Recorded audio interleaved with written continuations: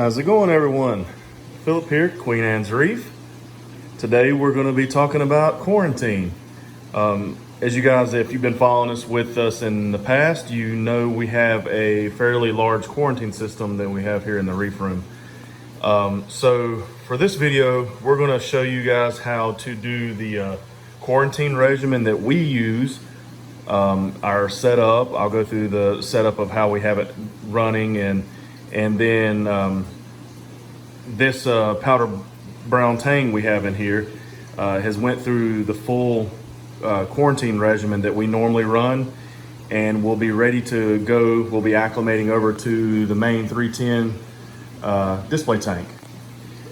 So I'll go through this step by step on the mechanics of what we have here and also our actual treatments. So you guys hang with us.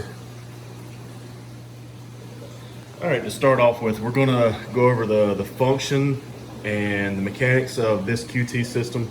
As you guys have seen in the past, we have the divider walls. That way, if we do need to take it out and give a fish a larger section, we do that.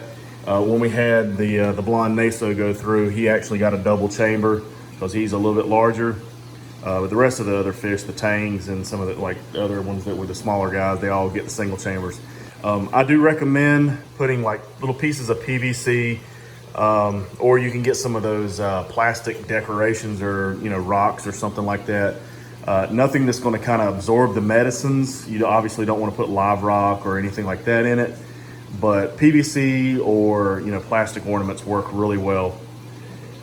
Just it keeps the stress level down. That way they're able to dive into a tube or some type of an ornament to that makes them feel more secure. As you can see, we've got just standard overflow boxes, 3/4 return heads, lock line return heads.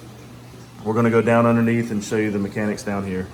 So each chamber has ball valve controls for flow control if we need it, and obviously the drain line, it also comes back, and if we do need to do that, we can cut that off for maintenance. In our sump, we're using a Pro Clear wet dry, very basic old school wet dry. It's worked really good for us. It's got the generic bio balls. I know some people don't like them, some people do. I'm not a big fan of them in main systems, but it's really handy that I found out for cleaning and maintenance and everything for quarantine systems. We use a layer of polyfill here and then a filter floss pad underneath the polyfill. Reason to use that, it's super cheap, very easy to take. You just basically in the middle of quarantine, if you need to put a fresh one in there, pull it out, throw it away, put a fresh one in there. A lot of times your detritus and a lot of waste gets caught in that, and you'll see your ammonia and nitrate spikes in the middle of a quarantine, and you need to lower that real quick. That's one way to get your nitrates and your ammonia down real quick. Also, obviously, you want to do water changes. We'll talk about all that later. Coming through the sump, obviously, you have just a basic foam pad, just as a separator media. We do throw some of those Marine Pure bio balls in there. I did a little research on those, and as long as you don't put like a gracious too many amount of there, you won't draw out the copper from the water column. But if you threw a slew of them in there or something like that, you're going to start drawing out your medicines. Obviously, we don't run any carbon or any other type of other media, filter media or mechanical filtration in that. So very basic, very simple. And the reason we put the Marine Pure in there, it does help control the nitrates and the ammonia to have some type of beneficial bacteria surface area to control the bio load. Is just a little bit helpful. And obviously you got to have some type of heating system in it. We just keep that basic little 300 watt heater inside there. And that is the basic mechanics of our quarantine system. It's nothing overdone. It's very simple. We don't put lights on it. Some people like to run lights. There's enough lighting in this room, excluding the overheads. I just have the overhead lights on right now for this video purpose. There's enough tank light in this room that you know, the fish aren't going to go like night blind or anything like that. So this system does very well for us. It's had, I think, since we've had this system, we've put, I think, probably over a dozen fish through this system, and they've all made it. Yeah, if I can recall, I think I might have had one that just didn't make it, but it was just a weak fish. It came to me very sick. I had a friend that was just wanting me to rehabilitate it, and I got him through almost, he was like 2 days shy of coming out of quarantine, and for some reason he just kicked the bucket on me. So unfortunate, but it's one of those things that sometimes everybody knows this hobby is a little bit of a gamble. All right, so there's our mechanics of our quarantine system.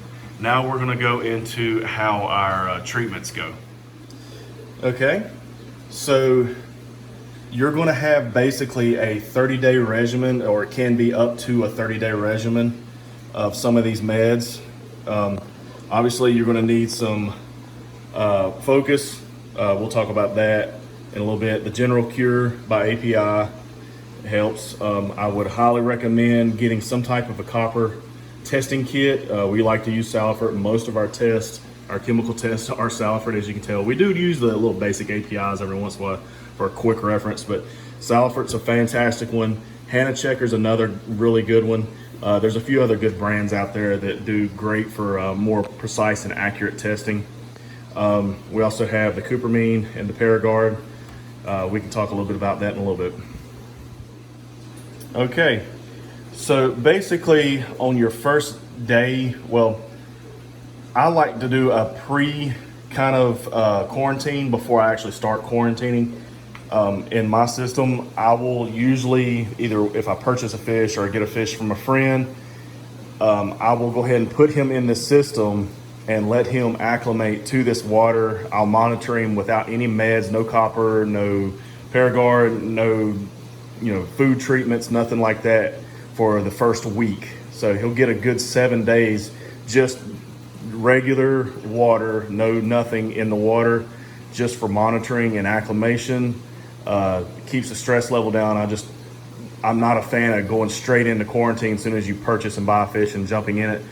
Some people don't mind it. I've had better luck of not stressing the fish out, and the survival rate's done a whole lot better for me on this system with that method. So the first day after, if you're going to do that, well, it'll be actually like the 8th day, but we're going to go starting from quarantine day 1. You would add your Cupramine, or whatever type of, if you do copper power or whatever, we just choose to use the Seachem Cupramine. You're going to get the first dosing of the copper into the system. You're going to bring it up to roughly 0.25, if I'm remembering right. I may have to get my copper test out just to look at my measurements. Give me 1 second. Okay, now I have my scale out here and I can actually watch it a little bit better. So yeah, on the copper scale, and I was right, it was 0.25. For the first day, you're going to start around just getting your copper levels in your system around 0.25. That's a good baseline to get started at. If you want to be cautious, you can start around 0.1 on the Salifert test kit. You can just barely see any traces of copper in the system. But usually between here and here is where you want to start out at. If you're cautious about it, which I was when, years ago when I started doing quarantining stuff, I always started out light. And if you have a sensitive fish, sometimes certain tangs or butterflies, any of those little the nano fish that can be sensitive, take it light and easy with them. And if you have to ramp up on, obviously you're going to ramp up on the copper anyway, but if you want to go super light to begin with in the first day or two, you can do it that way. So in the first day you would do that, go ahead and apply your first dosing of copper or Cupramine or whatever.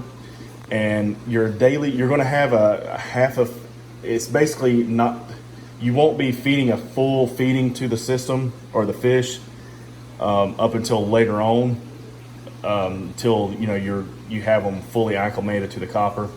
But what you're going to do is you're going to use the General Cure And I do know there is a medicated food out there if you're able to find it, but the best way to use it, you can do sometimes you can do a metro bonding with the focus into their food, or you can do the general cure bonding with the focus into the food, or you can do, sometimes people do both, and sometimes that can be a little bit aggressive and stressful on the fish. But your basic general cure bonding with use the bonding agent focus and then apply it to the food usually works really well. And that'll be your first day. If you want to go into day 2 and do the same regimen, that's fine as well. And then we're going to go into day 2, and you're going to boost the copper up. Day 2 or 2 to 3, you can boost the copper up, and it will definitely need to be around 0.25. That'll raise that. Sometimes at certain points, especially if you have a smaller system, I know a lot of people do the sponge filters with the bubblers, and you'll start seeing some cloudiness over time.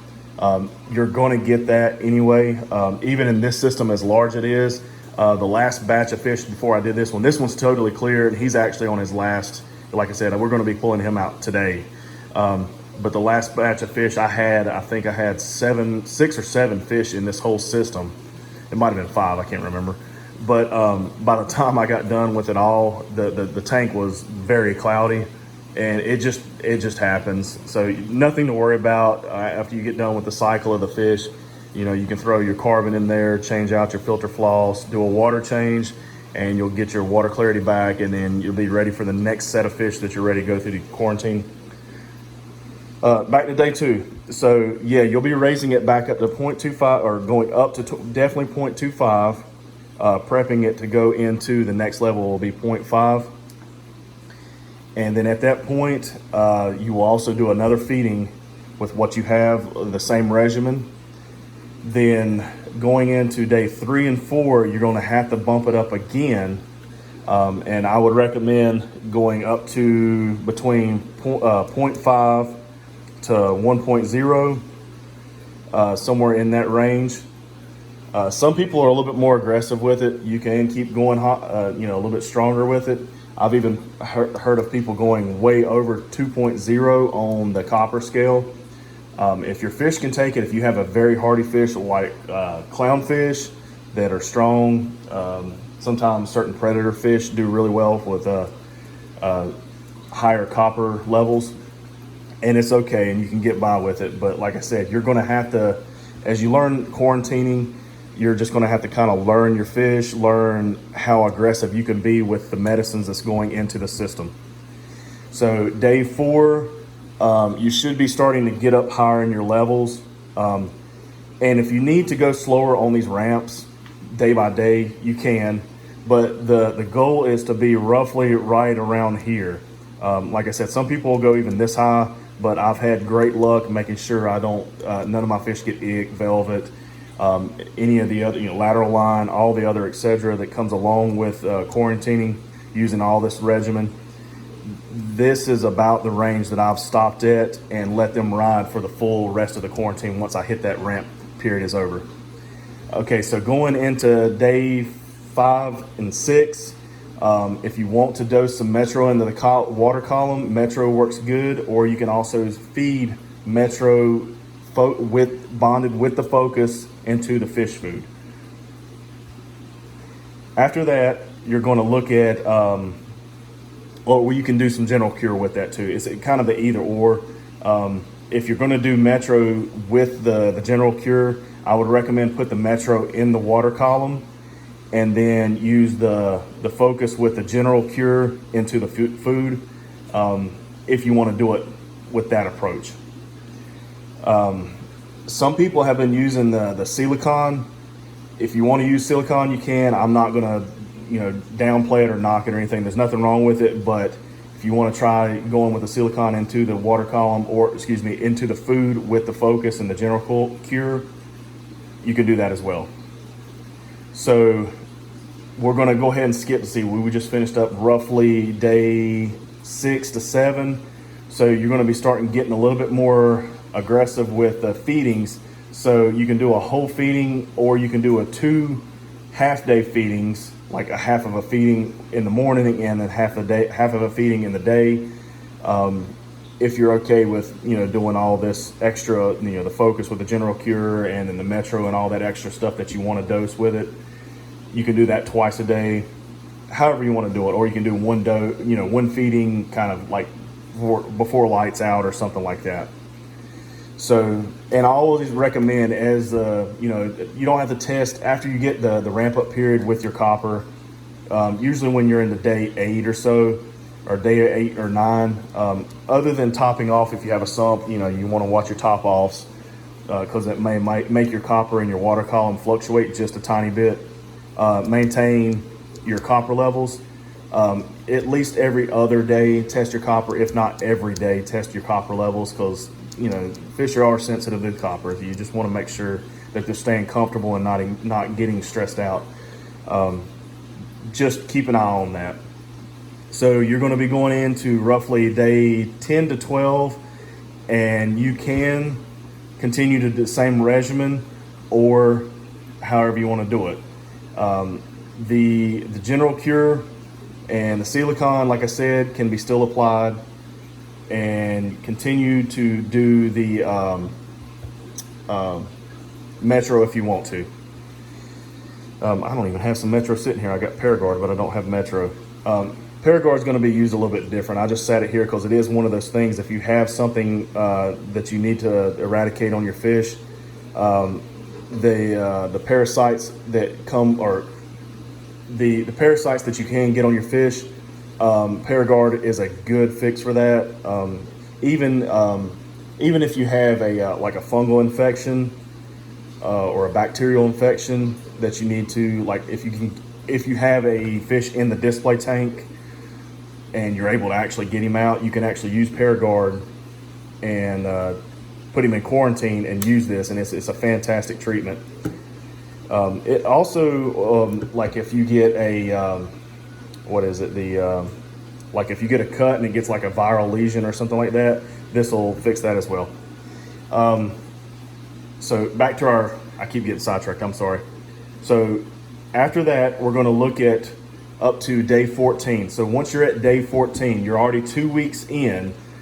You do not have to any longer like feed the general cure with the focus into the food or anything like that. This is actually your last day of treatment for the general cure on day 14. At this point, you're just monitoring the copper. And if you do need to do anything like Paragard, anything like that, you can add that into it. If you do want to continue to do some type of metro in the column, you can do from day 14 to day 16 or something like that, or day 15. Sometimes it might be safer to do day 15 with the metro dosing into the water column. The recommended dosing to however size the tank is. Outside of that, you're just into a monitoring phase at this point. Going into the rest of the couple of weeks, and this is going to be roughly a 30 to 31 day quarantine. You can literally just monitor them at this point. You no longer have to feed medicine or medicated food. This fish, he is actually in one of our old reefs. It was the old display that we had over here. He's moved from that one, and he's been in here, and he is going from this one to this one. This has been a problem fish since he's probably almost 3 years old, and from day one, he's constantly had ick. He's always had spots since I've had him, and he has not had one spot for the past 2 weeks. Even before when we put him in quarantine, he had spots on him. But I've been able to keep him alive for 3 years. But he's transferred ick to other fish, and he's been a problem child. But he's still a beautiful fish. He's strong. He eats great, and just been able to hang on to him. And he's done a fantastic job in quarantine. So he's finished up, and he's going to be moving over to the big tank. Alrighty, just letting you guys kind of get a good look at him and everything. Beautiful fish. He's done, like I said, he's done excellent.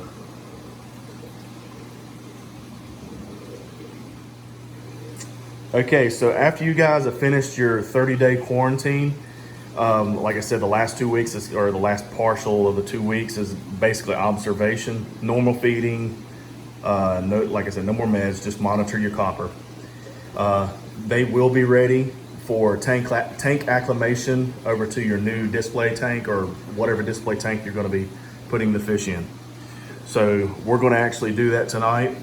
We're going to put him into our big 310. He's going to get back with his team. A lot of these fish he's actually been with before, but it's just been a couple months because some of these fish actually got into this system way before him. I just wanted to give him some extra attention because he's always been a problem fish. But all these fish that are in this system have been through quarantine. They've done fantastic. They're beautiful fish. I can even let you take a look at them. You got blonde naso, see a Desjardins sailfin. That is a Blaminghi tang, yellow tang. And I did not get that yellow tang, I did not get that yellow tang after the hike in the price. I paid only $40 for that yellow tang, so don't think I went out and paid $300 for a yellow tang. They love trolling on the camera. That is a Dulcimary tang. There's a few other fish in here. There's an Anthias, a Blenny, Goby. I can't remember if there's any more in here, but we're slowly getting fish added to this. But like I said, we always go through quarantine and we're making sure that this tank stays nice and healthy. The 75 on the other side of the room, we will end up letting that run fallow, or I may, and as much as I hate to do it, I may just do a full restart on that system. I don't know, I haven't decided yet, but the only thing left over there is tomato clowns. They're living in their anemone, and you know, I just hadn't fully decided on what we're gonna do with that just yet, but I think we're gonna have to find a direction for that. So yeah, just standing here watching my pretty fish. All right, so next step, we're going to get some acclimation done on these guys. I recommend, and this is just me, I've had better luck in waiting till late in the evening like it is right now. Lights are going to be going out soon, so what I'll do is I end up turning all the tank lights out. If you have a smaller tank and you're worried about aggression in the tank, you can always rearrange your rocks. As you can tell, I cannot rearrange my rocks. This is my full NSA. Everything is built custom. There will be no rock rearranging in this one. But I will turn the lights out, and I've done that with every fish that's gone into the system, and they get along fantastic. The only tussling we had in the beginning was between the yellow tang and the sailfin tang, but they got over it. The tank is huge, and they have plenty of room to swim, no problems at all. So what we're going to do now is start our drip acclimation for our powder brown tank. Okay, so we have our basic drip acclimation set up. Just a regular airline tubing with a little reg valve on it, tiny one. And what we're going to do, I just like using a dark colored bucket just to kind of keep light out of it while they're acclimating to this water. This is the actual quarantine water in the inside of this Tupperware cup. He's going to be going into that, and then as the water drips into this, you know, the water level will rise and flow over. And basically what we're doing is a drip acclimation. It'll slowly transition his water from the quarantine system over to the tank water from the display tank. Slowly just acclimating him over. You also want to make sure your temperatures are pretty close. Obviously I keep everything very regulated around 77 to 78 degrees in this room. Right now we're sitting at 77.2, so we're okay. And this tank is right at 77-ish. Yeah, so we're okay. And the salinity level is 1.024 to 1.025 on both systems. So we keep all the salinity in pretty much all of our tanks pretty close. And so what we're going to start is, as I get him moved over, I'm going to get him in there, and I'll turn up the drip acclimation to get it started, and I'm going to crank it back.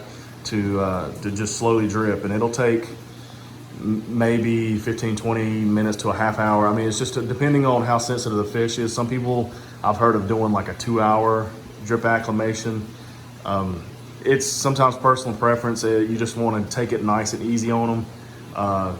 Start the drip and just kind of walk away and leave them alone. If you want to come back in several minutes, just to kind of slightly, quickly peek them in the peek into the bucket, just to make sure the stress level's down and they're not like they don't flop out of into the other bucket or something like that. So let me get him moved over and then we're going to get this drip started. Okay, so I started the drip. He's in there. See how fast it is right now? So we want to turn that way back. So we're going to turn this knob up here, tighten it up, slow it down to more of a drip. Check it now.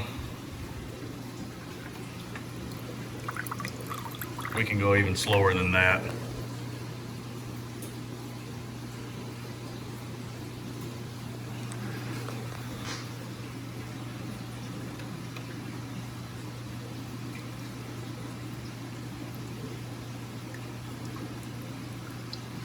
Turn it down just a touch more.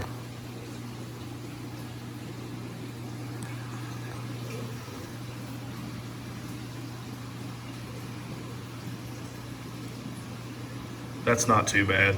This fish is very aquaculture. Like I said, if it was more of a brand new fish, a little more sensitive and everything, I would recommend doing some, maybe a little bit slower drip, but this fish is very hardy.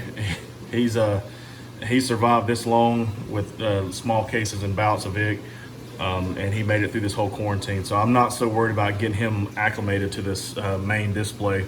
I just want to get him acclimated. He'll do well. So I'm just gonna walk away from him now and leave him alone for a few minutes, and after this, we'll get him in the system. All right, so we're back here. We're ready to drop the powder brown tang in. So first we're gonna cut off the tank lights. We've already fed the fish for the night, and we're gonna disorient them a little bit just to cut the lights off. And we're gonna leave these lights off for a day or two, maybe 3, just to be on the safe side. And at this point now, we're going to be cutting off the drip acclimation and getting ready to put the tang in the tank.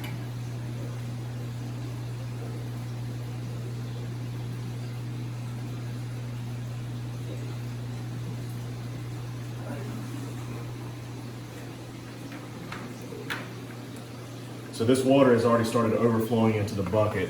I showed you guys before where he's in a little Tupperware cup. So we're just going to basically dump him into the net. After this, we're just going to make sure we get as much of this water we could, shaking off the net, and he's ready to go in.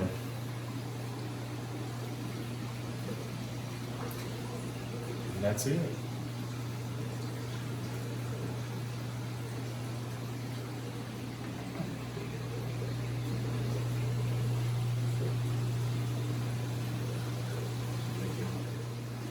All right, guys, so that's going to do it for tonight.